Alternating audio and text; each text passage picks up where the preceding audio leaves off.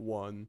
Hey, what's up, guys? It's My Games GX here, and we are going to be doing Brandedcast episode 6. And today we have a very special guest, Mr. Top 16 at NAWCQ himself with Branded Despia, Mr. Murat.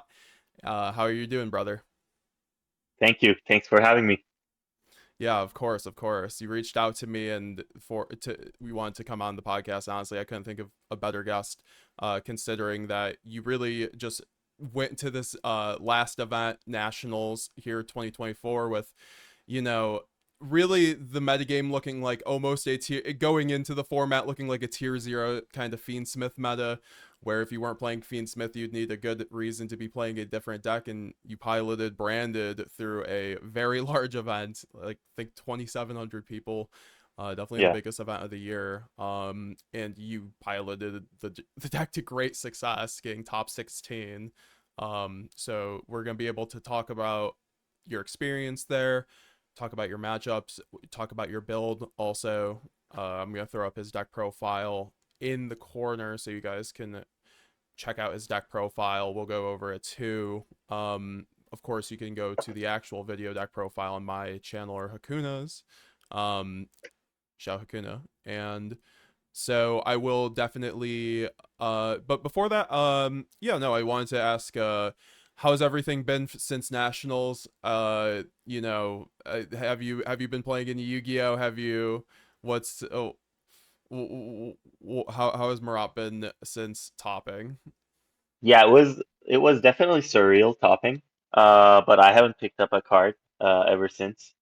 Mainly I was busy with work, but I think there's definitely a bit of an exhaustion as well. It was 2 full days, 15 rounds, and as much as I had fun, um, it's not the most exciting meta. I was just talking with my buddies earlier, and they were saying the attendance in locals in the past month or so drastically decreased.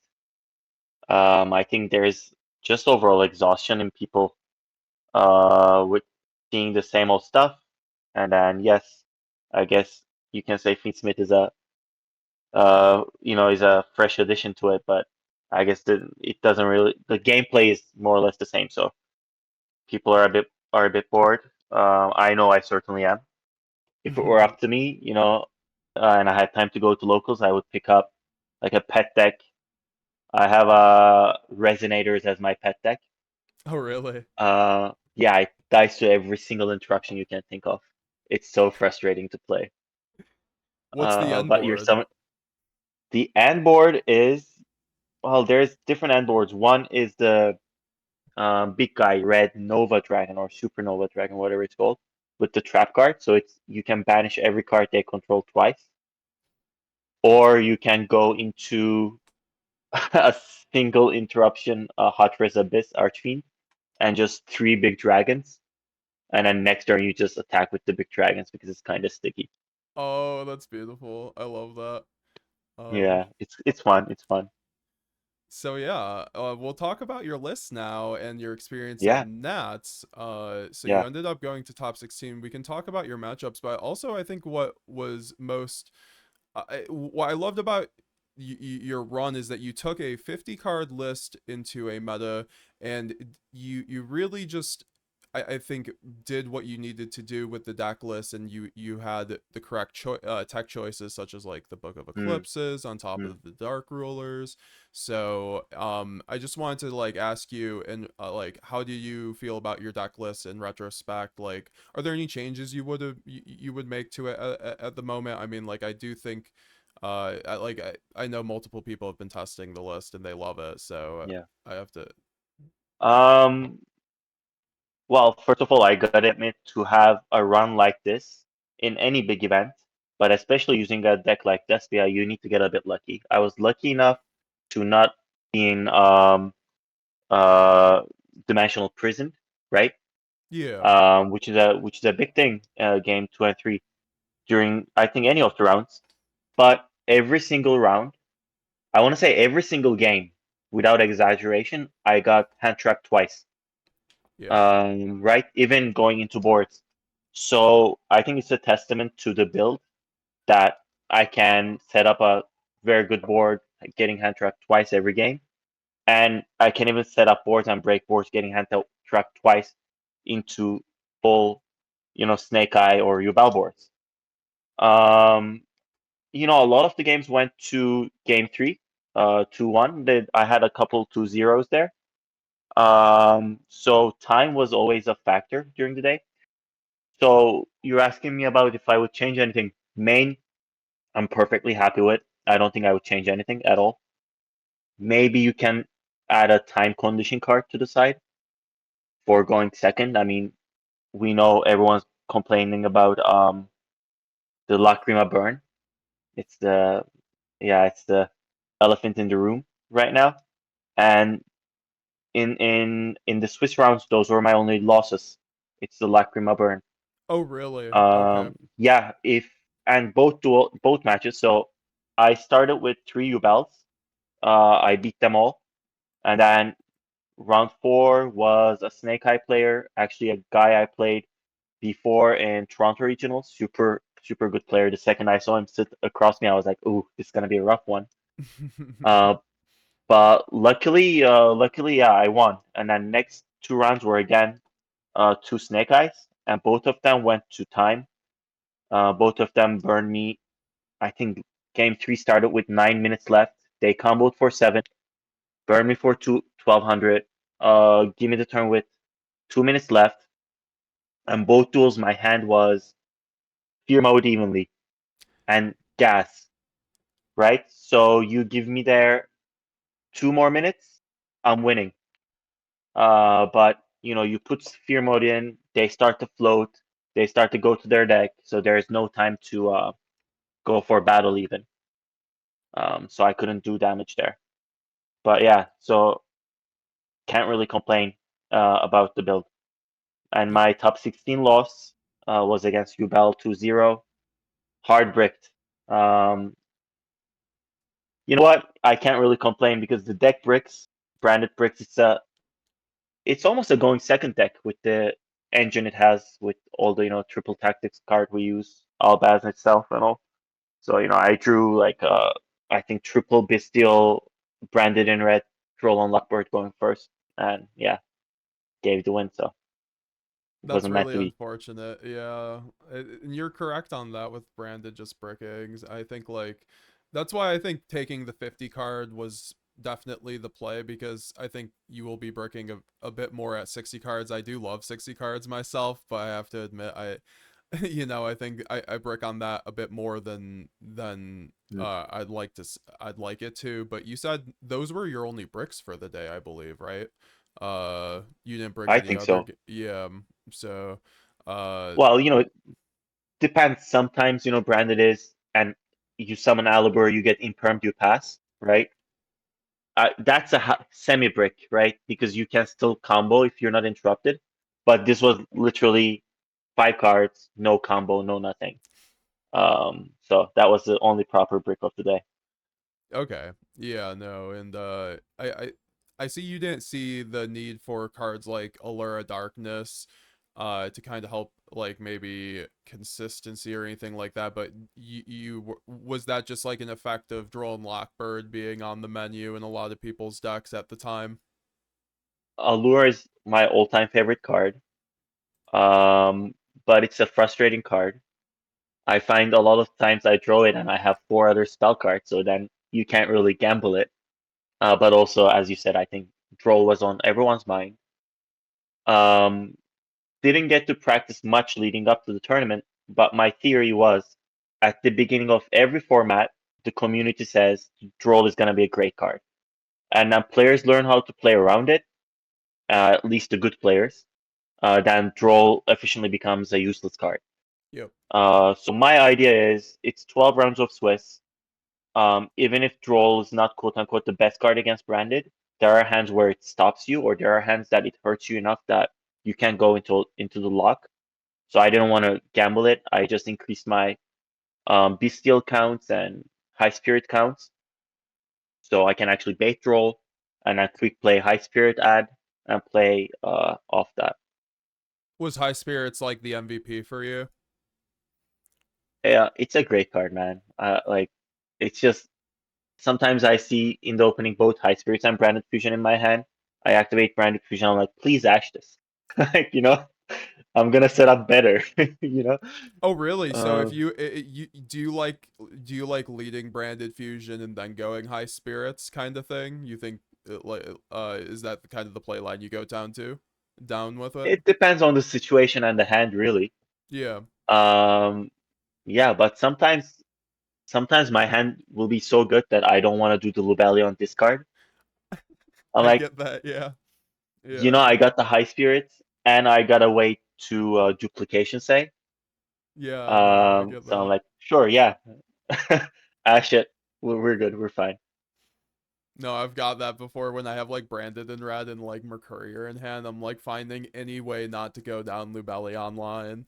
Usually just like make Sanctifier off of Albion or something. I'm like, okay. Yeah, Which I hate yeah. doing because of Droplet, but I feel like Droplet's one of those cards that has kind of fallen out of favor almost. Like people are still maybe on it, but like I feel like I wasn't seeing it in mini lists unless I'm wrong about that. Uh Uh, I considered even not playing it in branded. I was gonna go for main evenly, but it just ended up adding two droplets. Droplets just too much commitment. There's just so many interruptions on the board nowadays. Like, was it the UK Nats final? The Plants versus Branded, yeah. Shout out to and Rob. then right, the guy does a droplet pitch for four. Yeah. Right, if he had Dark Ruler there instead of droplet, right? He doesn't pitch, he wins the game. So I look at it the same way. Um, because every board is 3-4 layered interruption at least. So I don't want to neg.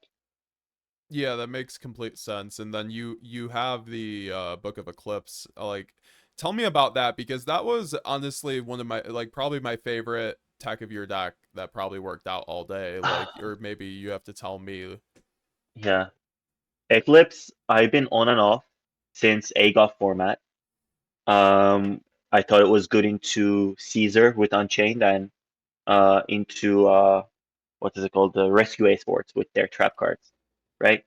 But then I dropped at the beginning of the first Snake Eye iteration, picked it back up with Harbinger being in the ad boards.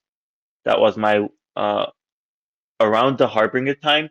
People, I think, increased their hand trap counts, so I wanted something that I can use going first. Um, and my observation is, Branded dies to Imperm a lot more than they die to Ash Blossom. And then, you have basically 9 Imperms in every deck between Veiler and Ghost Mourner. So then, Yeah. yeah, Eclipse was a no-brainer. And then if it's played correctly, going second, it's also a good bait, good, again, protection.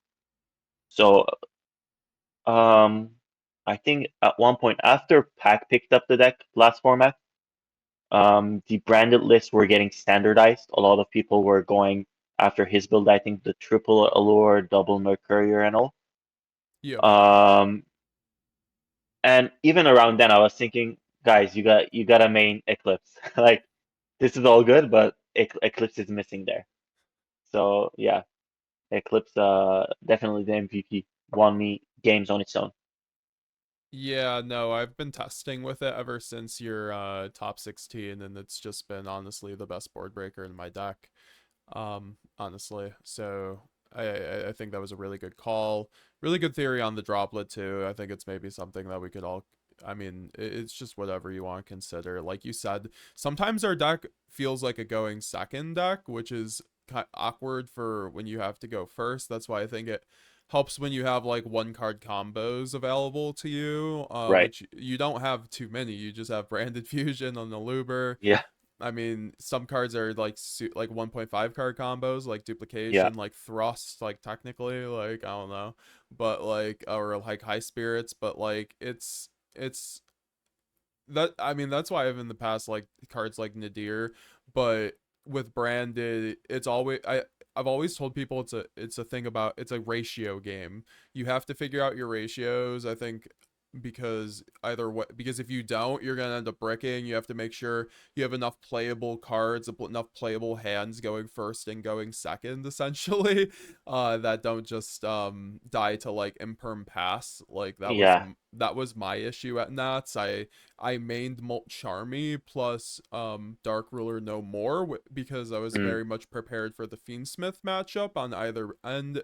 Molt Charmy just increased my win rate against Fiendsmith from like 48% to like to 60 if I saw it going against them. So like I was basically it was really good, but the thing was because having like +2 in hand, also kneecapping their board really felt good, but I shouldn't have been maining Dark Ruler because I had a lot of hands where I'd just be forced, I'd win die roll, and I draw Dark Ruler Molt Charmy, and I'm looking at my hand with an Aluber and two other cards that are not doing anything.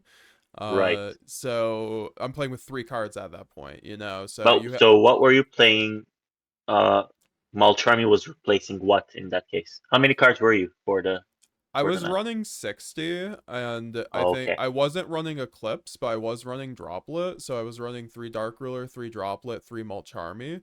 And Hmm. I think that it's almost similar to your ratios where you're at 8 cards. I just think that you ran more quick plays, which lends itself to not bricking going first. You can obvious and also Right. Book of Eclipse. I had multiple of like those hands with Molcharmi and Dark Ruler with Aluber. If one of those cards was Book of Eclipse, I didn't lose that game. You Yeah. know, Yeah. like genuinely. So it is kind of like that's why I think Book of Eclipse is extraordinarily important. I was preparing more for people to be on more board breakers too to deal with the disarray boards, but people just Yeah. gravitated entirely to hand traps besides branded. So and like 10 pi obviously, but you know, Yeah. it's kind of what it is. And Yeah. It that's was interesting. I don't think a lot of the people. Well, it was so new, right?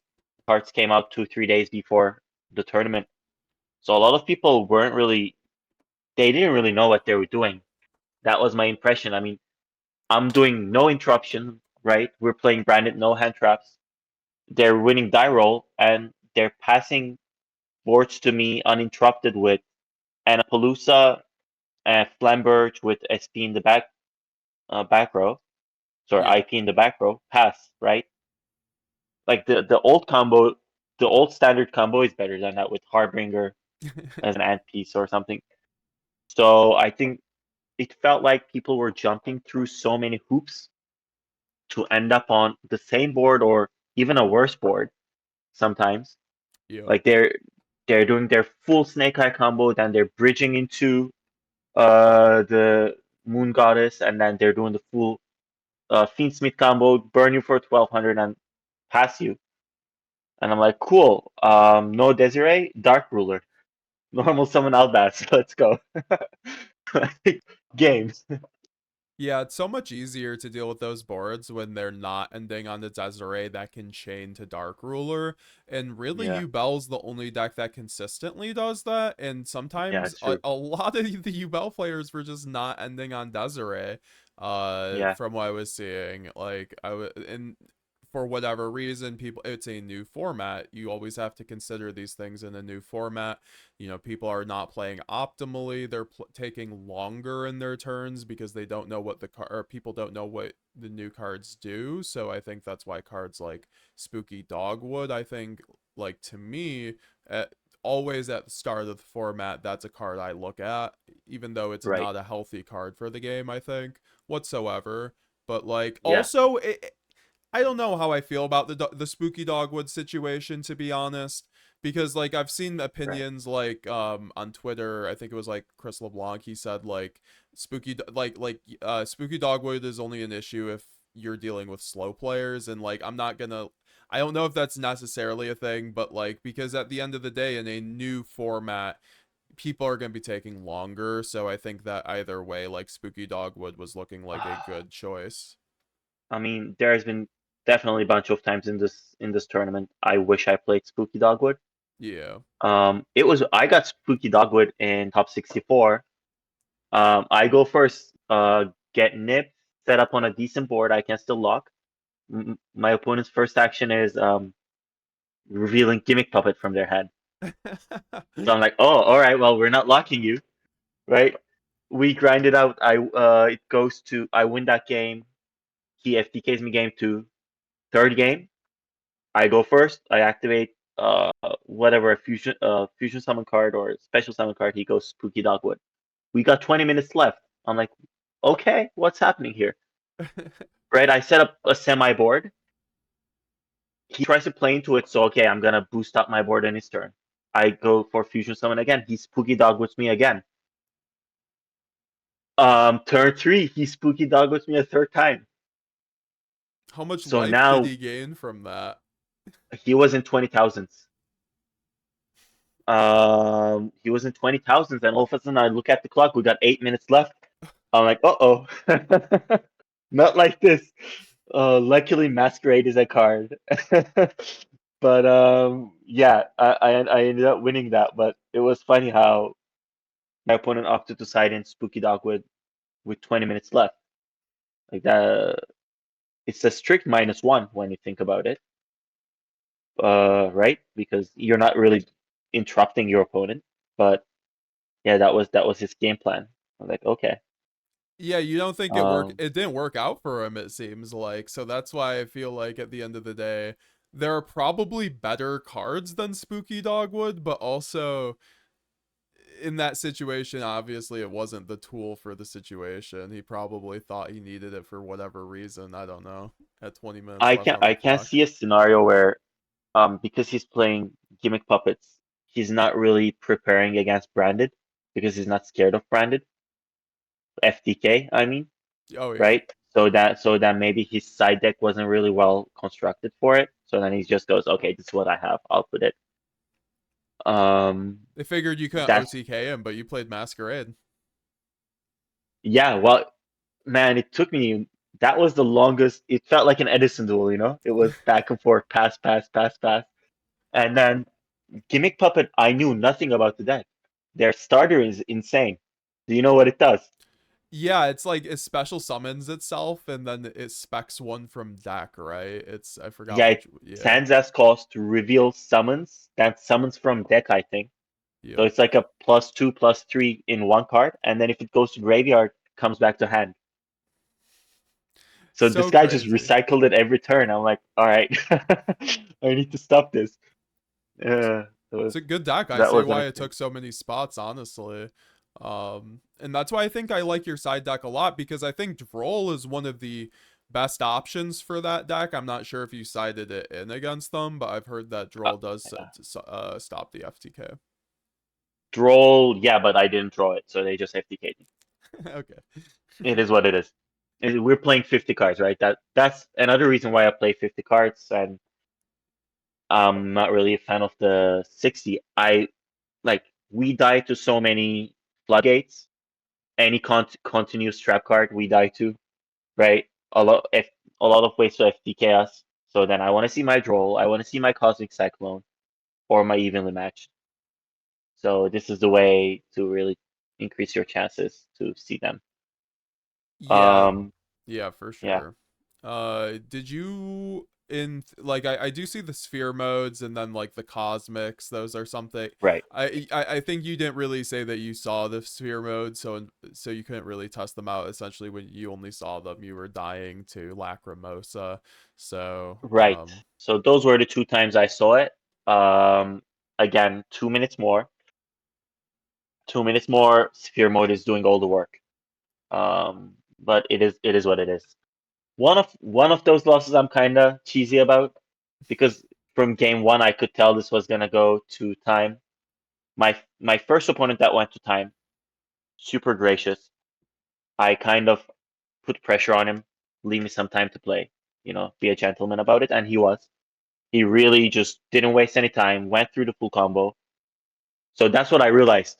The full combo, Snake Eye combo uninterrupted, when you turbo out, it takes 7 minutes. Like I gave him the green light and he really, really tried his best and it still took 7 minutes. Wow. My other opponent from game one, I normal summon Aliber. He picks up and starts reading Aliber. Or I summon Quemen. He's like, "What does that do?" I'm like, "Okay, it's gonna be one of those, right?" And so that's when it really bothers me when I lose that time Yeah. because I know because all of a sudden when it's you know around time, now you're picking up. I'm like, "Come on, buddy." Yeah, But unfortunately, like I feel like at the end of the day, when you're at an event of that nature, and you're reading a Luber, there has to be kind of some sort of pace of play, but it is what it is, and that's why I feel uh, like yeah. like we have to go to time essentially this format. It's almost impossible for us not to go to time with if we lose die roll. I'm not sure how many die rolls you lost. I think you said you lost the majority of them, right? Though. I start. So my first 3 rounds, Jubel, I won all three. Then I think I was on a losing streak with the die rolls. I think if you average it, it's closer to 50-50. Probably out of 15 rounds, I'd say I lost 8 to 1-7, maybe lost 9 1-6, something like that. Yeah, no, and did you go into time into most of those games that you lost die roll? Bum, bum, bum, bum, bum. It was close. It was close. I mean, seven. I played 7 Snake Eyes. 4 of them went to time, and I might have lost all the die rolls against Snake Eyes. Wow. Um, maybe 1-1. So yeah, the thing is when they hand trap you and you can't lock them, so you have to grind it out. Yeah. That's more dangerous. Like if they're going first, and you say okay, go ahead, and you start to break the board, that's fine. But if you end up on a semi board, now you have to really think about what you're gonna interrupt when they're going second. That's when it takes a lot of time. So then you end up in a 6-7 turn duel that took 25 minutes. That was game one, and yes, you win. But then that's when it becomes dangerous territory. Yeah, no, and that's why I'm sure we'll talk about the ban list here soon and kind of like what you Mm, expect from it, maybe even from Branded and other mm, decks, what you'd like to see personally, but the final touches on the decks, or on your deck, I wanted to ask, and maybe your most interesting matchup. But did you like the main deck Masquerade? What was that like an effect of? Because that's something I kind of saw over the weekend actually. yeah. Anytime I can't play Masquerade, I'm sad. I love that card. I miss the days when Branded was two Masquerade Mirror Jade paths. Especially nowadays, until decks can go into a proper board, they have to do so much. It would burn. The reason I played Masquerade was because Albalonatus was practically useless, I thought, against Sandboards. Now, I Yeah. tested it very little. I'm like, last meta, it's good with Harbinger, but now it's just 1-for-1 trade. So then there was an opening. So for me, whenever there's an opening, I squeeze in a Masquerade there. Yeah, no, for sure. And you got to keep another side deck slot, so I don't mind that. And I honestly, even like sometimes just having it as an end board piece can put pressure on your opponent. So it's Oh not a yeah, bad you thing. you can't pass on a somewhat incompetent end board with Masquerade on, and your opponent's gonna misplay Oh because yeah. they're gonna go out of their way try to get rid of the Masquerade, and if they don't, it prevents OTKs because it comes back. If it's coupled with Aliber's graveyard effect, it usually saves you for sure because Oh you can bait your opponent into Aliber, and then that's a defensive wall. Then you go into Masquerade, that's another defensive wall, and that's what Branded needs. Branded needs to be not OTK'd. Our recursion is so strong. Our elimination tools is so strong. Mirror Jade, non-targeting banish might be the best removal um, method in the game. Um, Maybe you can argue the Flamberge push to spell and trap is the new best tool because nothing floats from there except mirror matches, I guess. But yeah, Mirror Chase is just a powerhouse. That's why we love the deck. And also Flameburge still targets, so Mirror Jade. It has nothing on Mirror It, Jade, but also it it's does true. have It's Mirror true. Jade, to be It's fair. true. um Well, Mirror Jade outs Flamberge. Flamberge outs Mirror Jade. It's a Mexican standoff. love it. Um and then you had some did you like the cosmics? Is that something you'd actually because that's something I didn't consider, but I think you mentioned Right. the interactions with Desiree being Right. important. So Cosmic is another card. I can't play Branded without Cosmic in the side. I tried. You always end up getting punished. Especially this tournament. I feel like since Voiceless Voice disappeared, um, Stun is back in the menu. So you need to respect it. Anytime you don't respect it, it gets you. Um, and yeah, apart from that, even in Harbinger days, I always cited in Cosmic for multiple reasons. One, you can going second, you can fake an evenly, or you can have evenly in your hand. So when they try to push the IP, you can banish it with Cosmic. Another thing is right now you can do one-on-one with Desiree, which is I think the most problematic interruption on their board right now. And you're messing up their follow-up because you're banishing the link too. And then lastly, but maybe most importantly, um, the best end board piece of Snake Eye isn't Desiree, isn't Appaloosa, it's Skill Drain. Did you see Skill Drain over the weekend? Uh yeah. Uh, I I have no problem breaking end boards. It's always either the third hand trap that you can't get over or the skill drain. It was in YCS Indy. It was my first YCS ever. I started off really good, going 5-0. Round six, I match up with Kemal Crooks. We go to game three, puts up full board. My hand is droplet evenly. I'm like, all right, we got this. Um, and then he just leaves skill drain on the field and wins like that, right? Um, so yeah. So now I always assume the worst. Their set can be a wanted. I'll assume it's a imperm or a skill drain. would you ever like side a Shadal Dragon? Have you ever tested with Shadal Dragon for that use case?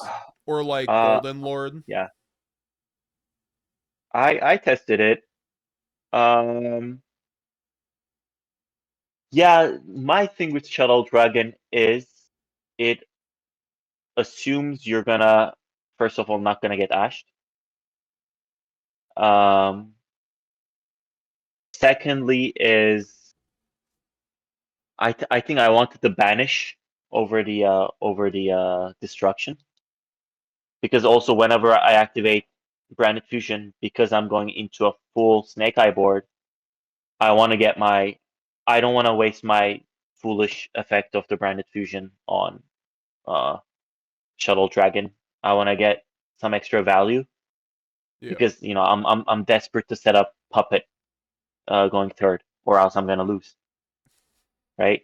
Yeah. Um, so yeah, I need the Lubellion in the graveyard, and I need to try to set up my Branded Lost and all that jazz. So yeah, Shuttle Dragon I tested a couple times, but it wasn't for me. That's totally fair. And then one Branded in red and one Quem are those things that you didn't miss in the end. Like having No, multiples. second Quem comes up. Second Quem comes up. Play through multiple when you play through multiple hand traps, but it was okay. I mean, anytime Branded breaks is too many normal summons in the hand. So yeah, I'm trying to not normal summon Quem into a board or even going first. Yeah. So if you play correctly, it doesn't come up all of the time. So then it's okay. Uh, there was times I said to myself, I wish I had Quem, but there are also times I say to myself like when I play against Gimmick Puppet, I say I wish I had a Libitum, right? So there are a lot of cards that we can use that have merits to it. but now you're just doing a calculation. What am I gonna play against? And what gives me the best odds? Yeah, no, and it obviously worked out for you. So I think it's something that people could test. Obviously, like some people are always like, I don't want to for the second Quem being like probably like a $60 card. I don't know the last time I checked, but Yeah, it was. that's another reason I didn't play. I don't want to pay for the second club. Oh yeah, Legit, I'm like, this deck's that's already. legendary. Yeah, Respect. At least it's getting the reprint and the Megatons coming up here. But yeah. We should touch on that because Albion is not there. Albion is not there. So do you think that that is an indicator that Sanctifier is going to be banned? I think what Murat is referring to is that essentially on the 25th celebration announcement for the Megatons, they showed off 25 showcase cards, I believe. I believe, and Sanctifier was not a part of that. And a lot of people were thinking that might lend credence to Sanctifier, uh, just not being included in the Megatons because it's going to be banned on the upcoming list. Also, for context, Gimmick Puppet was just banned in Master Duel. What do you think about that, Murat, and a potential Sanctifier ban? And we could talk about Right. the puppet ban possibly after. Well, that's an interesting one because people were talking about the same thing with as much confidence. Last ban list too. Sanctifiers for sure getting banned. If we go back all the banlist predictions, every single content creator was going Sanctifier is getting banned for sure, and then we know all what happened. Um, but yeah, every time a banlist coming up, and this is definitely another great signal with the tin promos because that was one thing I was kind of counting towards back then is there's still reprint value in these cards, which we approach to this very idealistically a lot of the time. Oh, is this gonna get banned? Is that gonna get banned? Is Fiendsmith too strong? Is it gonna get nerfed? Brother, it came out last week. It's not gonna get nerfed. Like it's the next product that's being pushed. Um, but yeah, so we'll see. I mean, I believe Flamberge was also not reprinted, for example, in the tins, right? Oh, To yeah. me, Flamberge is 100% gone. Yeah. I, I'll be genuinely surprised if it's not gone. Genuinely, like jaw on the floor, surprised. Um, yeah, I think it's time for that pseudo block dragon to go. Good That riddance. would be your hit to Snake Eye. I think OSS was also not on the reprint showcase. Right. I don't know if they're gonna hit both powerhouses. I would expect them to hit one. Since was it isn't OS doesn't the OSS synergize with the new Diabellstar archetypes they're pushing, the fusions? Yes, it does, since they can use it for their cards synergize with cards that mention Sinful Spoils. So I Yeah, would say that that card being banned would hurt the archetypes like identity, which is like kind of what the designers I think try to avoid, like essentially as much like banning cards that hurt the identity of the deck. So I would think that, and even then OSS I think is a poor hit at this point. Like if you ban OSS, everything is mostly just fine in my opinion because of the Fiendsmith cards. So I think this right. all is like in the context of, is Beatrice being banned, honestly. Uh, I think that's a good point you're touching on. Before everything, like even keep Flamberge, I don't care. Number one card that needs to go is Beatrice. For Yeah. me, it's like even like I would say I would prefer if Beatrice ban and Sanctifier ban together, then keep Sanctifier and keep Beatrice together. Beatrice Well, gotta go. you would trade Sanctifier for Beatrice. I just might. Um, don't quote me on that. Let me think about it some more. But I feel strongly about Beatrice. Uh, I think it's gonna go though. I don't know if I'm being hopeful. Um, Rose-colored glasses, but I think it's gonna go. Yeah, I've heard a lot of people just on Twitter, a lot of competitive players say it just needs to go. Like I even saw Jeff Jones say he says there's almost certainly an errata coming down the line for Beatrice once it gets banned that says it only sends Oh, Burning Abyss cards and right. it, I you know I don't know if anyone has a good prediction on that. I feel like Jeff Jones might have a decent idea on that. So Well, I don't think anyone's arguing against the fact that it needs to go.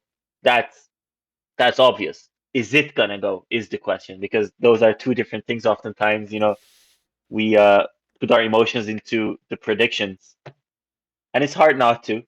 We're investing time, money, energy into this game. Uh, you know, as a branded player, you ask me, "Oh, is Sanctifier gonna get banned?" I want to say no. Like that's what I want, but is it gonna? I don't think odds are in our favor. We've been around a bit for too long. Um, for me, it's a good thing Branded being around. Like, uh, if the power level of the meta is at a place where Branded can play without Puppet, I would say that's a healthy meta. Um, but yeah, right now, obviously, it's not. We cannot. People say, "Oh, Branded's still very good without Puppet." It is, but have you seen every other card in the competitive list? have you read Angel of Blue Tier with Beatrice in conjunction with any Exactly. Floodgate? Like, Like the amount of the amount of just free pluses you get out of Fiendsmith, or anyhow, this we all know this stuff. We've lived through it, and let's just wait and see. yeah, no, and that's what worries me when you were like, they're not gonna hit the Fiendsmith stuff because I feel like the Fiendsmith engine gets far worse without Beatrice, but that might just be me. I mean, maybe they got their money's worth already with everybody selling engravers for Depends on $100+. what you use it in. I Yeah, think in Ubel's completely fine without Beatrice. The new fusion, the TCG exclusive they got, yeah. it gives them extra body. Yeah, with Snake Eye, it might be different. Yet. But so that's the thing, right? They might hit Snake Eye, but then Yubel's gonna take over, I think, the role, the gap of the Snake Eye. They're very similar. Actually, uninterrupted Yubel board is a lot more oppressive than Snake Eye board. I 100% agree. I in testing before Nats, if I was that was the deck I didn't want to lose die roll against was Ubel. If I lost die roll Yeah, versus Ubel, my win rate was never really above a 50% until I mean Molcharmi really did start helping there. That's why I think Molcharmi, because you draw like 3 to 5 cards off of Ubel unless they just really gimp right. their board. Yeah. So but obviously Yubel was popular. I mean, my first 3 rounds again were against Yubel. Luckily, I won the die rolls. Although I did end up giving game ones in at least two of them. okay. Beginning of the tournament, I was so nervous. I was, just making really, really bad misplays. If I dropped a match there, I'd be so upset just because I know I'm playing bad. But luckily, I guess my opponents were nervous too.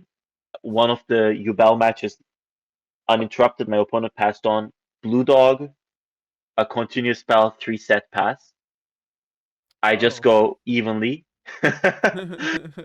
And then normal summon Albaz fuse with the Blue Dog, and then we just pass back and forth, and I get my pluses of Mirror Jade. I'm like, cool. Right? Sometimes like nerves really matter in this stuff. Um, that's what I think realized during YCS Indy, which was my first proper big tournament. It was a bucket list item to go to a YCS, and I started, great, 6-1. By round 6, I was table 1. I'm like, cool, let's do this. But then afterwards, I had gotten bad sleep night before, didn't eat properly day off. You know, around round seven, especially playing something like Branded where you have to focus. My energy just crashed. I could definitely feel getting foggy and not being able to execute lines properly, and then I lost three in a row, dropped out. So this time going into this tournament, man, I was packed. You made Bottles sure. of water. And you were just Hey a man, powerhouse after that. And that's like a really good point. I think you need to be well rested. Like like I think I don't any of the pros that are out there, they aren't like spending the night before the tournament like just like staying up until 5 a. I mean, maybe some people do, but like it's a good idea in my opinion, if you want to do well, to like obviously get sleep, be well rested, have food, like make sure all these things are accommodated. Obviously traveling is hard, difficult too, so like I think that's a really good point, and like it seemed like it worked out for you, so it's just like a low-key really just like a maintenance kind of thing for these events and traveling to be able to keep up with things, because with it's Branded, a like you said, it's a yeah, very technical deck. It's very difficult. It's not just a puppet spreadsheet at the end of the day, because a lot of the time you'll just get stopped by, Murat saw two hand traps in almost every game he had at Nats. So like a lot of the time you're gonna have to be really be puzzling through your like combo pieces to end on a board that can play through what your opponent has, kind of thing. So and Branded is also just a board breaking deck, so I don't know, it's just one misplay leads to you losing the game. I think a Snake Eye player can misplay a few times, whereas a Branded player cannot misplay. yeah, We have like 1.5 misplays, like basically like that at all times, like, or else we just lose the game. Like maybe a small misplay we can get away with, but anything like substantial, a good player will capitalize on, and like that's usually the end of it because of the power ceiling of the deck right now. And that's why I also think like Sanctifier ban or Puppet ban allows us to play through like 3 to 4 hand traps on some of our pretty good yeah, hands. yeah, So I think that's why, like, if they keep the current power, it would be a really nice thing to at least, or keep progressing the power, which it seems like they are. Like right now, Snake Eye is ending on the Omni Negate Zamina, post Raging Abyss, and plus with the new Molcharmy. So to kind of to be there to check also the power. It'll be interesting to see what the ban list actually brings us, but I don't know how you feel yeah. about all that. I mean that's the second point, man. It's like I think we're the new Mulcharmy, the Max 3, whatever you wanna call it. We're underreacting to what that card is, I think. Um, I think it reads past your turn. Yeah, This is not this is not a situation where, oh, we're trying to make going second better. This is a situation where I'm sacking you, I'm winning, because there is no that every deck puts up one interruption through at least two special summons. So now, right? So now your opponent's gonna have 7 to 8 cards in their hand, and if you don't overextend, you're gonna have like a special summon monster and maybe a couple hand traps. Any deck in the meta eats that. Breakfast, lunch, and dinner. yeah, no, and that's why I've actually told people already. I think we should be main decking Molcharmy post, or Molcharmy, Fubaros, the new Max 3. Yeah. Oh, I for sure. Well, Yeah. branded, no doubt. That card is a branded in high spirits target. Oh yeah, yeah. No, I just noticed that. It's crazy that thing. That's why I think Molcharmy Perulia doesn't work well in our deck, because there's no good high spirits target besides Yeah. Rule Kalos, and we are well But past those days. so on paper, at first you think about that. Oh, that's good news for branded then. But then I'm thinking about you're gonna have to. I think you're gonna have to play 3 Ash, and if crossout's still legal, the crossouts and all that jazz, because it's a Really? turn skip card. Well, I'm thinking if this card is activated, what do you like in back in the day? Say, because I started playing the game in Master Duel, right? When you get Max Seed, you do Mirror Jade pass, right? Yeah. The thing with that is which I'm gonna get controversial now. Um, Go off. okay, Maxi obviously is Maxi, terrible, terrible card. And the worst feeling is when you're going into a full board and your opponent maxis you, obviously. But Maxi has one positive over discard is that if you get maxied and pass on one interruption, you can still maxi your opponent. So now your opponent has to slow down too. Oh yeah. But then with discard you can't do this. And so what discard is gonna push people to, I think, is you either pass turn, therefore lose, or you need to turbo out a floodgate. So That that no is, matter how many yeah. cards your opponent have, they can't play the game. Um, so I think my analysis there is if Puppet Lock stays, this card makes Branded way better, probably. I think we would just go in a way where we play 3 fusion duplication, max out on the Brandon High Spirit, pass the turn with minimal special summons and lock. But if locking gets banned, I don't know. I don't know, man. It gets so sacky.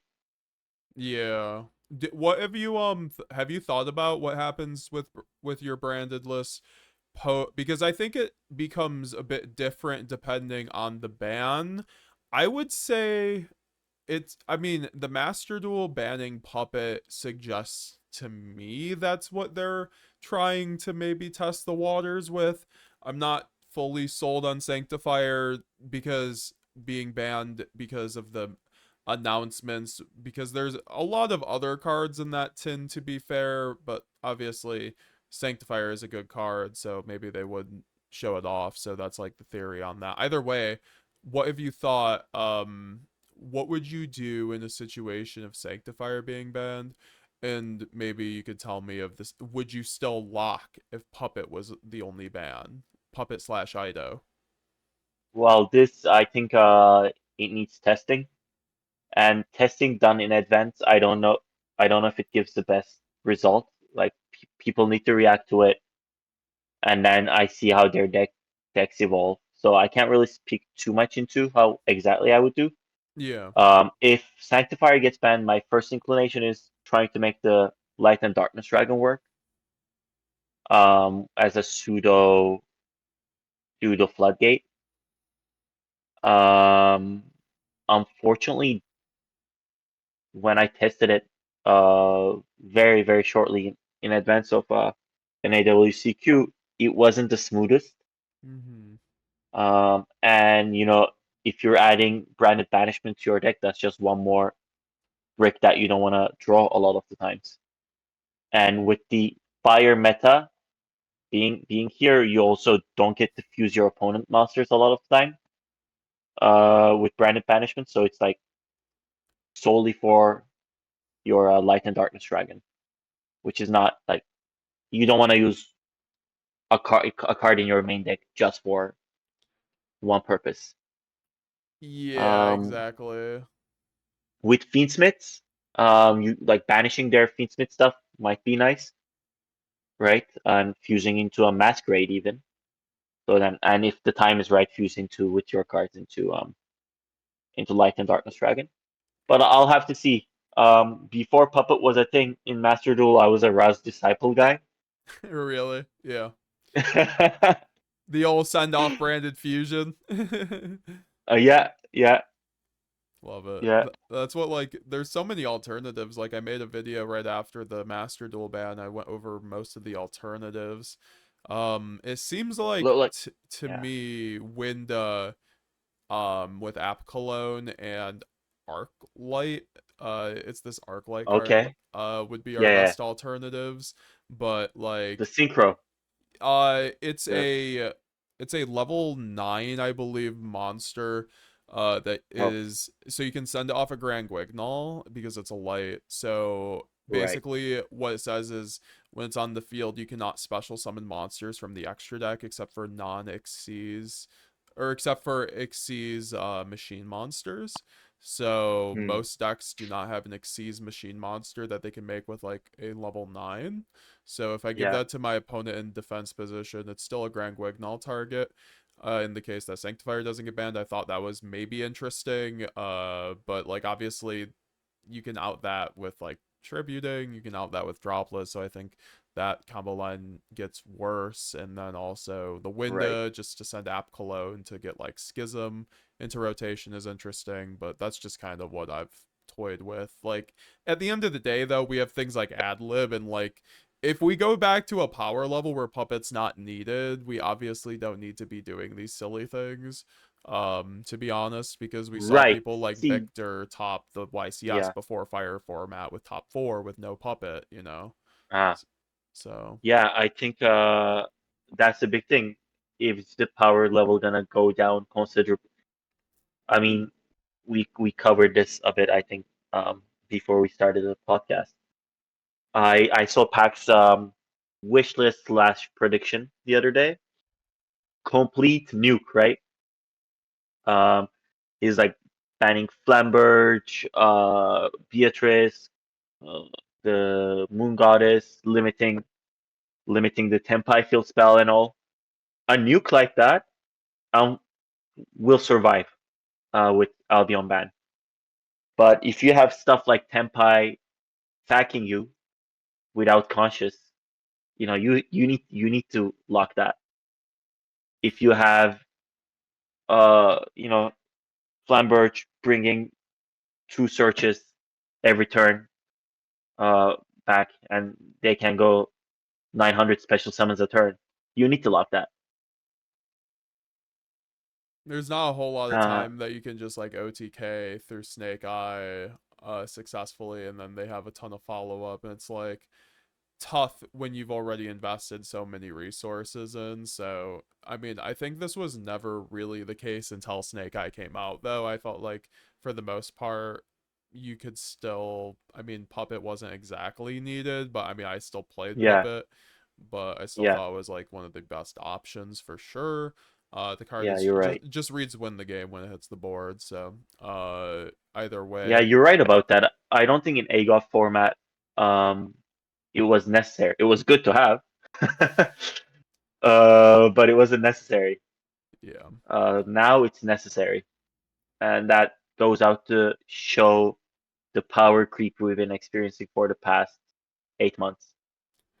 Yeah, and like I was actually gonna touch on this before because like with the power creep going where it is, I just saw like Sunsi Jess, she said that she's quitting competitive Yu-Gi-Oh! I saw like obviously there's been a lot of people coming going from Yu-Gi-Oh! To play games like One Piece like Raphael Reich and I forgot there's a lot of other people and then also games like Lorcana, a lot of Yu-Gi-Oh! Players are just like going to that because there's just like a lack of prize support and also the power creep. I think Sunsi just like specifically made a mention in her video today, saying like a big contributing factor to her not playing you or wanting to continue her competitive Yu-Gi-Oh career is just the continuous power creep because like things like Beatrice and the Fiendsmith cards add a lot more luck and not skill or I guess like she's in her opinion it adds a lot more luck to like winning games where it's a lot less deterministic a lot of these games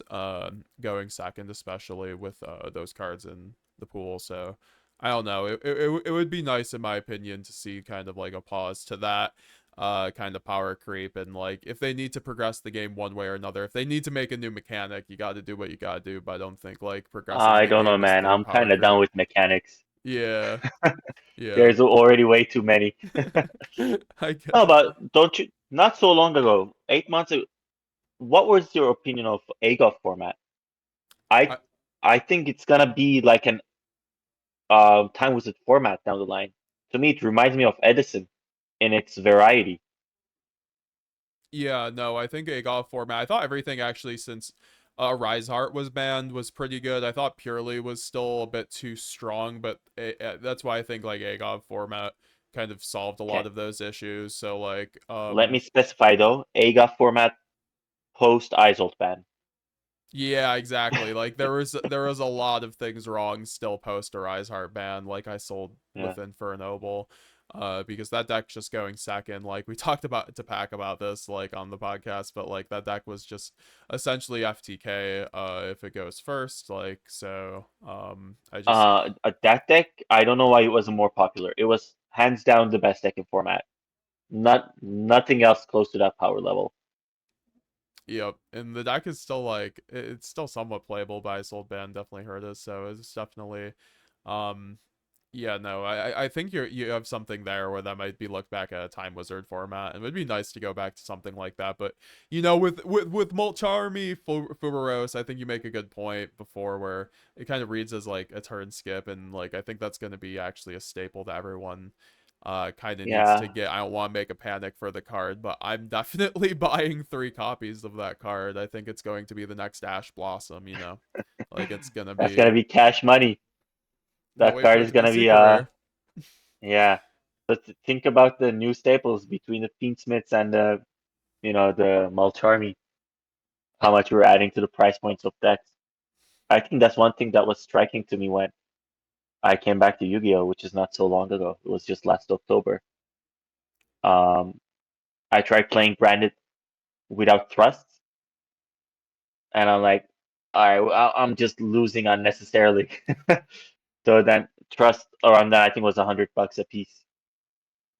It hurt me so bad, man. Not because I can't afford it. It just feels bad doing that because I know it's gonna get reprinted in a couple months. Exactly. Yeah, feels a Exactly. bit predatory. Yeah, I yeah, wish we had a better. I mean, I don't know. It's certainly something. Like I know sets kind of used to actually suck actually for a bit because if you saw like the set before Agov, it was selling for like this 2 sets before Agov, they were selling for like $40 a booster box because like a lot of the good cards were just like commons and stuff like that. So the mm, rarities discrepancy was like you didn't have to buy many boxes and there weren't even QCRs yet. So I think that now they kind of regretted that and they've just been going for the money cards. Like they're making all the good card secret rares for the most part.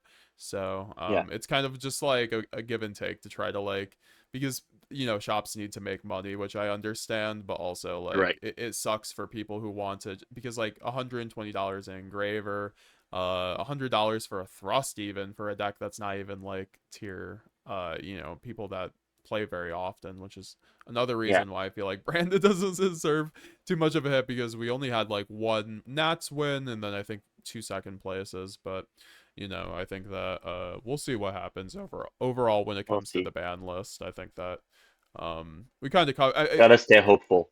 yeah, exactly. And I think there's a lot of different ways, like you said, like Lane Darkness Dragon, and there's a lot of different things. And it's not like Branded wasn't topping and winning before Puppet, so I think like depending on the format and the context, I think we'll Yeah, just be fine. but again, I think Lad is only gonna be a option if the power level drops. So there's a proper nuke. Uh, with Yeah. with Tempai around, what you gonna do, right? That's another deck I feel like needs to get hit, but that's just me. That's why I'm glad at €1, so it could possibly get the field Right. spell to 1, honestly. It's funny, right? Because we didn't see Snake Eye in the final, which is like, oh, Snake Eye is in tier 0. But then there's a shifter deck, and there's Senpai, which is, I guess, also a shifter deck. Um, so we'll see. We'll see how that affects.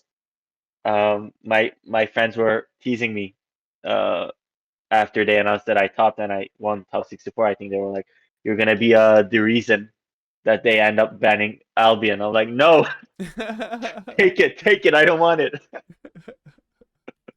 Oh boy. I mean, we'll see what happens. We'll see what Yeah, happens.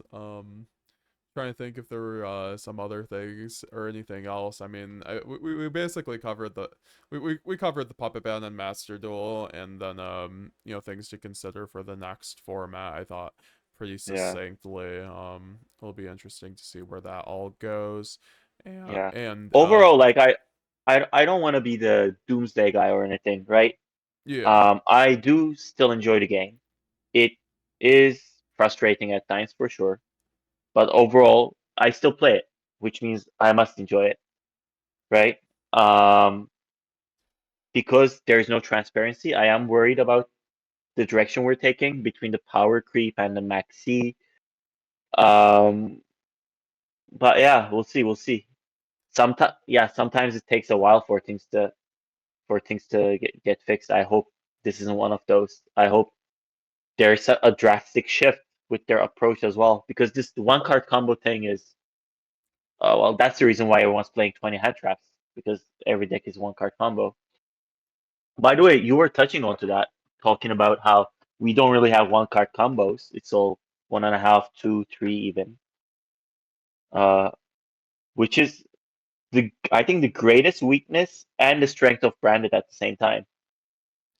So expand on that. Well, I mean that because if you look at it as a one card combo, which is I'm going for Branded Fusion, it dies to single hand trap, Ash Blossom, most common hand trap of all time, Yep. right? But now you have hands where you have that only work with 2, 3 cards, with between Cartesian, Quam, and maybe a High Spirit, whatever, or Albion, and then you feel invincible. They throw you Asher, they throw you Imperm, they throw you Valor, and you still find ways to, well, I guess, puppet lock. This is possible because of puppet locking. I would have to reconsider without puppet if that's still playable. But yeah, so that's the thing. That's why I was talking about hand advantage earlier and how I feel about droplet. Um, between the Branded opening discard, Albaz discard, Lubalion discard, we're already losing so many cards from hand. And then Fusion Summon as a mechanic, it's using field and hand. So you're losing cards from that, right? We don't have a link one that gives us free advantage. Yep. Um, so Branded Fusion is our only real power card. That's why you want to keep your resources as much as possible. That's why, Eclipse is important there. That's why you don't want to send Droplet. Droplet's real value comes up when you normal summon Albur, they go Imperm instead of Appaloosa. Now you activate Droplet. Not only they -1 from Imperm, but they lose their Appaloosa too, right?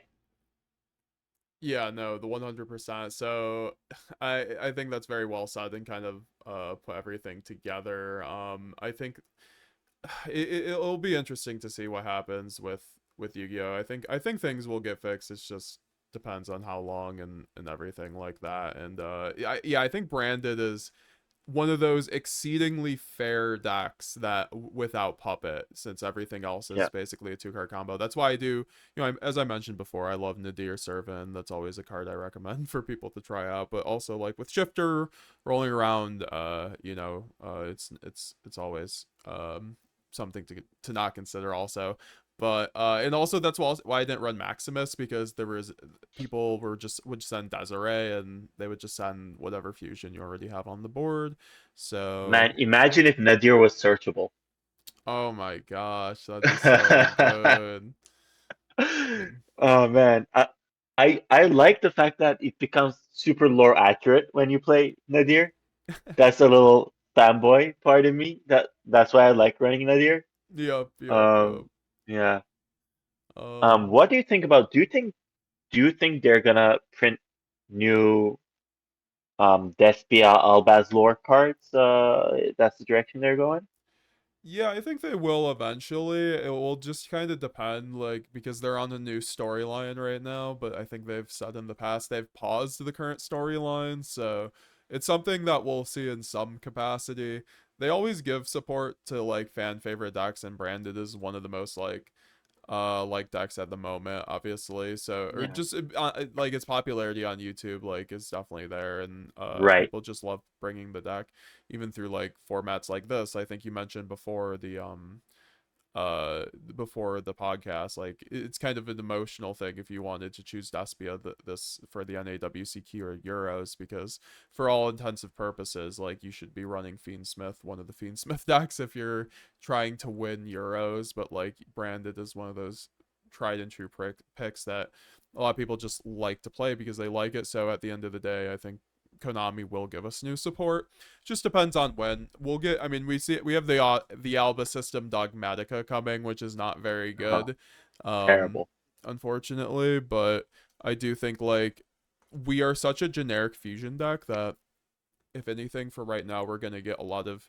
We'll get generic fusion cards that we can end up using kind of in the future. You know, I think best case scenario, more cards like fusion duplication, which just reads a Right. brand as a branded card, but it's Yeah. kind of it's generic enough that maybe if other fusion decks go in the future that they can use it too. But Yeah. you know, I think we could well, if anything on the horizon, we'll see stuff like that. I mean, we got Lad last set. I don't know if there's anything in Raging Abyss, but you know, we'll see. But that's why, you know, if they want to keep Branded in contention, they'll not really touch it. It just depends on the You on know, what just they want to to, do. just a bit fantasizing, but what I like for Branded is maybe a way to play when we're locked out of fusion summons, Oh right? yeah. Like almost like a main deck pseudo boss monster. Like I feel like that's the most attractive part of Yubel currently.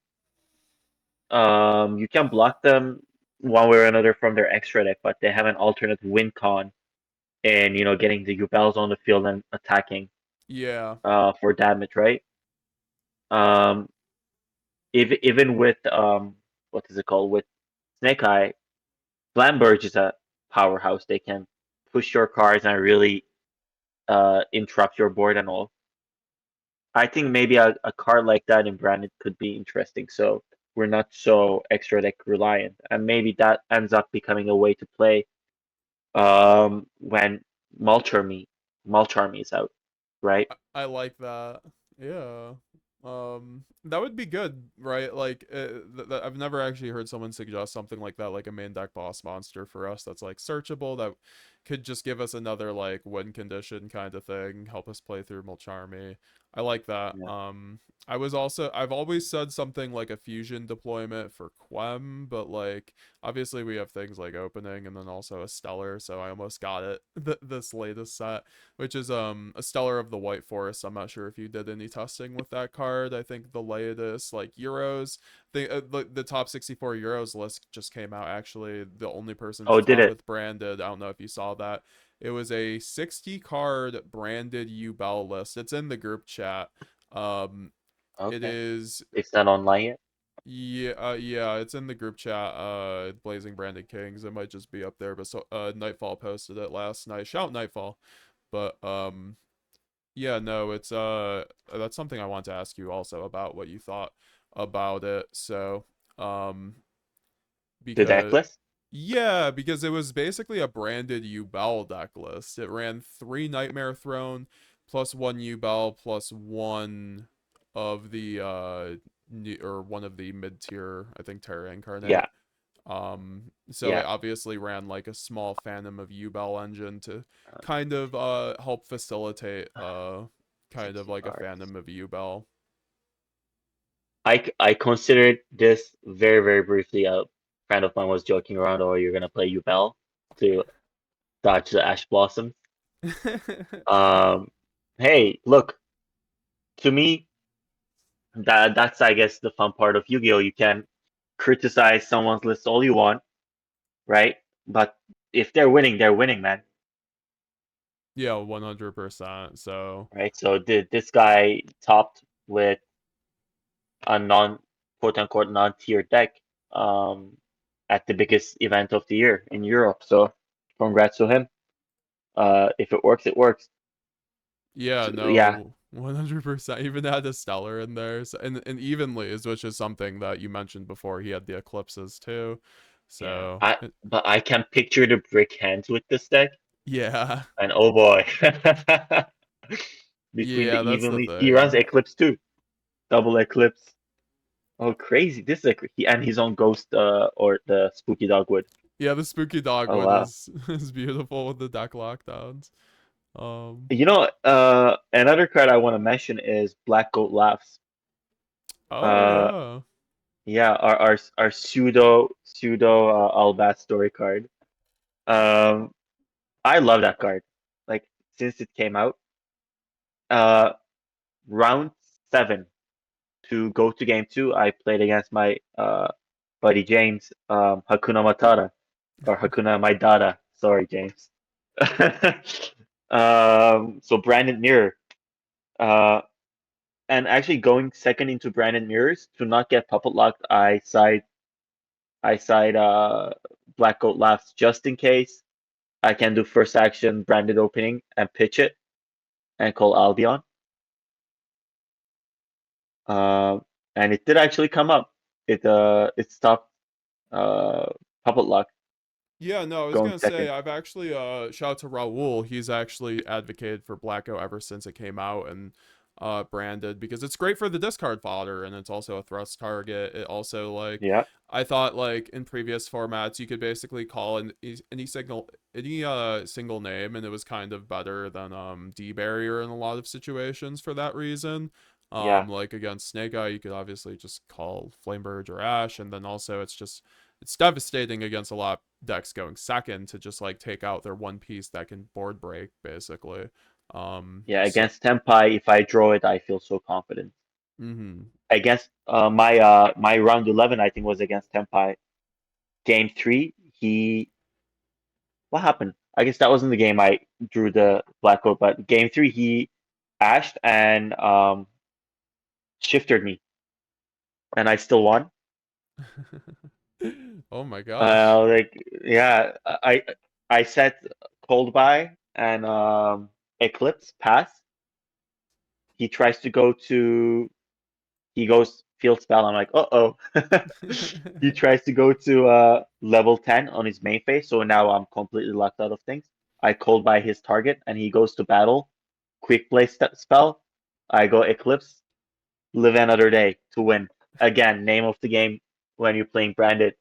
Live another day. That's why I always really like cards like Super Poly in previous formats, and that's why I love Book of Eclipse now. I think it because both of them you can set going first, and you can set multiples of them, and you can probably turn skip your opponent if you have two Book of Eclipse or two Super Poly. Like I've done that multiple times. Like you're giving your opponent draws, or you're going neg in the case of Super Poly, but all you need at the end of the day with Branded is a branded fusion to resolve for you to be in the game. So I think Yeah. that you know, cards like that really are just really good. Did you ever consider Super Poly maybe for this format, or have you played that in Not previous for this one. formats? Not for this one. It's fallen out of favor, which the first time I took Super Poly out of my deck list, I felt so naked. Not Same. playing Not playing hand traps at all. Super Poly just always gives you so much confidence. You're like, Yeah. put out whatever you want. I got the out to it. But then, it's not the greatest card after a while. After YCS Indie, I thought about my interactions against um, Snake Eyes, and I considered actually Super Poly after that as a concept because their end board was Harbinger, Flamberge, Appaloosa, and IP in the back row. First of all, normal summon Albaz into Super Poly decimates that board, right? Because you fuse with Appaloosa, you banish their um you banish their Harbinger, uh that's gone. Or you can go into battle if they push into IP, you can banish their Flamberge. Now they have to use Harbinger to fuse or to link up. Like Yeah. there was a lot of ways there. And you play fusion duplication, so you have multiple ways into Albaz there. And another thing was, say, if you have Alibur, you normal summon Alibur. Now you fuse with Harbinger. Now you have a Coratus on the field, which Coratus negates Appaloosa because it zeroes its attack. I love Um, Cordatus, it man.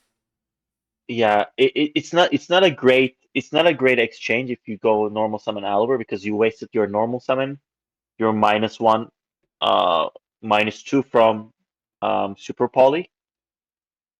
Um, so that's -3. But at that format, I thought the most important thing was to have a field presence to get rid of Appaloosa, clear that, then you could play. They weren't really protecting it in their end boards with Zealantis or Nightmare Phoenix or anything like that. And if you have Kratos and they go IP push to Kratos, you can use the Kratos effect to float into a Quem. Now you have more plays. Um, so yeah, but there wasn't any big tournaments to test all this um, when I came up with this, so I couldn't. Then Fiendsmiths came up, so again, but bye Super Poly. Yeah, that felt like such an imaginary format because we all knew Fiendsmith was coming out, but we had to play it just kind of like right now where we know there's a ban list coming. But we love Yu-Gi-Oh! But yeah, no, Anticipation is half of it, isn't it? If you honestly, just though. wait. Yeah, At least we yeah, know though. They actually gave us for like the first time, like they let us know when the ban list was going to be end of August. So hopefully yeah. that My continues. my read on that, it's not gonna be a continuous thing. I think they were well aware people are just fed up, and this is crisis mitigation. Well, that's certainly We'll see. something. Maybe I'm wrong. Yeah.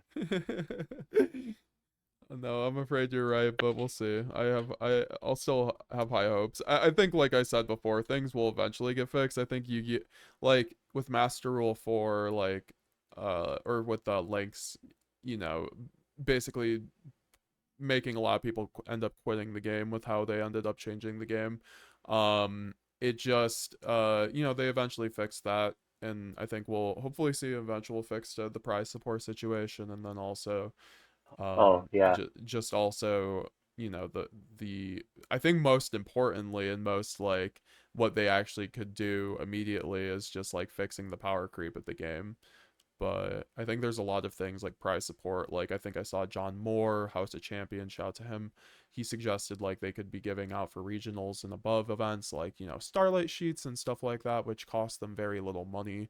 That could also just generate people like a lot, like make their trips worth it for just like topping or like Right. winning the event. Yeah, that's the big thing, man. Like I don't know how much it cost us 40-45 bucks for regionals in in Canada. Wow. Well, it's Canadian dollars, but that's still a good amount of money. And you get nothing out of it unless you top eight. Yep. So I've heard Yeah. that's the same with Euros, with European regionals too. They're like 40-50. That's crazy to me. Um, I feel like it might follow suit here in the U.S. too, but yeah, no, they really should at least like I mean I get a lot of people at the end of the day they're like it's their hobby and people always end up coming back. Yu-Gi-Oh should like not be about that, but I don't know, there's so many people who take this game seriously that if you don't show respect for your player base, you're gonna lose a lot of your best talent. And there's a lot of people who have gone on and moved on from Yu-Gi-Oh already just from past years. This is not a new thing. And Mm. now they play poker, they play Pokemon now, or they play Lorcana. It's just like Yeah. places that respect your time a lot better for your time Yeah, investment. yeah. It is a lot of time, a lot of energy, a good amount of money. Um, Traveling most of all, right? That's what you spend on, even if you don't. A deck is you spend on it, then you can sit on it for a while. But traveling, the hotel, it adds up. The time you put in it. It would be nice to get that, like, I don't know, I've seen like or Pokemon regionals kind of like give you flight incentives and stuff like that, or flight credits. That would be good, but stuff to consider. Konami, Yeah. if you're 2 hours into the Brandedcast podcast, because I know y'all watch this since Sanctifier hasn't gotten banned yet, right? I'm coping. Yeah. Man, I desperately want to go on stream this tournament just to just to call out the Fiendsmith burn. I was gonna do a shout out to whomever designed the Fiendsmiths. So I like to take this opportunity to tell them that they're in my thoughts. Why do we keep having to print these burn cards randomly? That was actually Because they know, something. because that's the thing. They know what they're doing. Do they? D- With that? Of course. Of Yeah. course. Of course they know what they're doing. But, yeah. Yeah, yeah. This cannot be coincidence. How? Like the second I saw the 1200 when they first announced it on OCG, I'm like, ah, all right, that's gonna come up for sure, Oh for sure. jeez. Yeah, no, it's unfortunate that just like the little things of power creep that they add to these cards to make them go above and beyond and like always win in these time scenarios when the power creep. Like like we didn't even mention this, but like I mean we kind of did, but like games going to time, like it's very much so like you're guaranteed to almost go to time this format, which is has not been the case in other formats to where I've seen people say we need a change in time rules. So it's just like they I guess they did know what they were doing in that term. I don't know what the solution would be. I think the solution is just to nerf the power creep. Because things weren't that bad with time, even that AGOV format, and that was very recent. So Well, I think right now we're in an exception just because the most popular engine burns for time, and then now all the one card engines, you can you can add three one card engines in a deck and call it a deck, and it takes probably 10 to 12 minutes to play a turn. But I don't think in AGOF format it was necessarily exceptional either. It was just not as bad. yeah, that's fair. That's fair. I don't know what the solution would be. Um, I don't, yeah, uh, yeah, I don't know. See, like, yeah, I do understand also you don't want the event to take all day. Although, I mean, you experienced this. Uh, how long did we wait between every rounds in Nats? Was it not like 45 minutes to an hour? yeah, it was pretty long. It was pretty long wait times, right? That's what it felt to you, right? Or was it pretty quick? Because like at Indy the rounds went lightning quick, and at Nats it Oh felt no, like Indy was swift. yeah, Nats was we were waiting a full round in between rounds. yep. I would Everyone finish was my there until match. 10. Yeah. Yeah, I would finish my match, go to the bathroom, come back. By the time the new run starts, I need to go back to the bathroom again. And the Now venue was you're at huge the. at Nats, man. You were doing Oh laps. man, that was a airplane hangar. Like I saw it, I saw it, and I'm like, yeah, everything is bigger in Texas, I guess. It was huge. Yup, yup. You know Definitely what? kind What of I would have crazy. loved. I wish. I mean, I know probably the setup would have been a nightmare with that, but I wish the stage was in the middle of that room. Oh yeah, So that it's would have been almost like an dope. arena, right? You don't have Yeah. background, it's 360, and you set up the whole thing around it. So now, talk about incentives, talk about making people excited. Now you want to be there. You want, like, there's more, like, you dream to top. You want to get there, you want people to watch you, right? Or, like, there's a more, it's a festival like feeling to it. I think even a simple change like that would have made the experience so much more involved and special. Like did you stay for the finals? Oh yeah, no, I was there. People can watch me. I was on camera for 15 minutes for some reason in the intermission, but before the finals because they just had the camera panning on the front row in front Right, of the. I was just chilling there. You can right. see me waving to the camera since people kept texting me, but I would say that. It was fun to watch, and it always is. That's one of the best parts. I think that they could always. That's why it's really disappointing that like Worlds, you can't even go to Worlds if you don't have an invite because there's no like spectacle to it. I think like if they want to Right. grow Yu-Gi-Oh, like you can look at games like TFT League and like how they just kind of made it much more of it like a quote unquote esport. Like Master Duel is almost like we have MBT Yeah, hosting the MCSs trying to push it on that side, but like I yeah, think that Yu-Gi-Oh could really lean into that, especially with prize support too, and like they could just blow up the competitive scene. It just seems like Konami doesn't really care about the competitive scene enough to try to want to put money into it to grow it. And they don't listen to criticism fast enough. But either way, I would say that um, it would be it would have been a lot better if it was in the middle of the room because I went to nationals in 2014 and that was in Detroit and they had a really nice room where it wasn't too big and the stage where all the duels and the voice actor games happened was right in front of you when you walked into the room through all entrances. the stage was huge and it was all the way in the back, but the room wasn't, it was like half as big as the Texas room, so it was still manageable and all the tables were there. So it was like you had the prelim, you had all like the side events tables and then the Nats table, so it was almost like a progression, and then you had the front stage if you were up there. So I think that was actually like, if Konami, if you're listening, like I think that would be a better, like your Detroit 2014 Nats honestly was a very good showcasing of Mm. this. And then also just like, you know, streaming more of your events would help, but that's just me. Yeah, yeah. Like, yeah, we'll see. We'll see how the next one goes. We'll Yes, see sir. how things evolve.